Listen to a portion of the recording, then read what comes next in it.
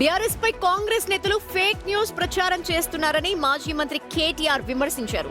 గతంలో ప్రగతి భవన్ లో 150 బెడ్రూమ్లు, బంగారు కబోర్డులున్నాయని ఫేక్ న్యూస్ ప్రచారం చేశారని, ఇప్పుడు కాళేశ్వరంలో 1,00,000 కోట్ల కుంభకోణం జరిగిందని ప్రచారం చేస్తున్నారని ఫైర్ అయ్యారు. నిజం గడప దాటేలోపు అబద్ధం ఊరంతా తిరిగొస్తుందన్నారు కేటీఆర్.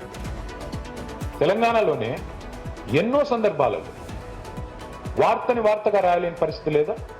ఒక అమ్మాయి మీద లైంగిక దాడి జరిగింది, కేంద్ర మంత్రి గారి కుమారుడు ఈ దుర్మార్గమైన పని చేశాడు అని అమ్మాయి తల్లి తండ్రి వచ్చి కంప్లైంట్ చేస్తే ఏ మీడియా రిపోర్ట్ చేసిందండి?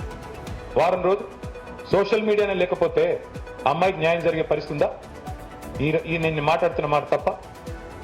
ఏ మీడియా లగచర్లలో గిరిజనుల మీద అకృత్యాలు జరిగితే ఏ మీడియా రాసింది?